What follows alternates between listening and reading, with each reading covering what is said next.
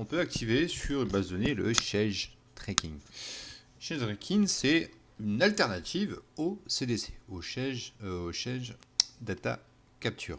Donc ça va permettre en fait d'activer une sorte de CDC pendant un laps de temps sur une base de données. D'accord? Donc c'est une alternative au CDC, et ça peut donc aussi soulager au niveau bête disque, parce que CDC c'est quand même, ça sollicite quand même pas mal la bête disque au niveau des changements des données sur une table. Donc le change tracking peut être une alternative assez intéressante pour une période donnée. Donc je crée une base, je vais créer la base de change tracking et je vais activer ce fameux change tracking pendant une période de 24 heures. D'accord? Donc je vais l'activer. On peut voir via la DMView change tracking à partir de la DBName quelle base de données a une change tracking activée. On voit même aussi la période de rétention, 24 heures. D'accord? Ok. Donc on peut aussi l'activer sur une table, bien sûr, heureusement. On peut faire une activation de niveau de la base, mais aussi sur une table. Donc je vais utiliser change tracking et je vais créer une table classique et je vais activer le change tracking sur cette table catégorie que je viens de créer. Alors, on peut voir vers la DMView sur change tracking table si elle est bien activée.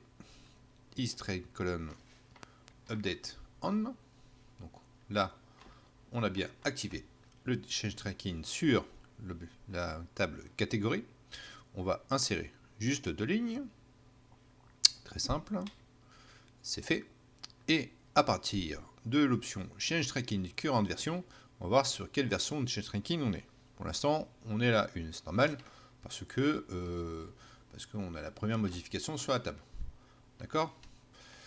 Ensuite, on va aussi voir via le change table où on en est par rapport aux lignes. Donc là, j'ai 2 lignes et on voit qu'au niveau de la 6 change version, on a la version 1 dessus.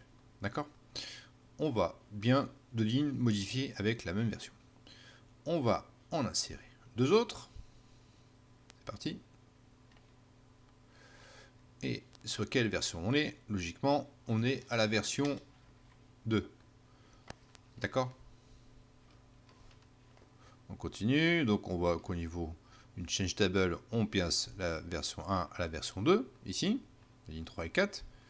Et au niveau du change tracking version, on est bien à la version 2, comme je vous ai montré auparavant. Ce qu'on va faire maintenant, on va passer un update. On va passer un update sur la première ligne, et on va passer un update sur la deuxième ligne.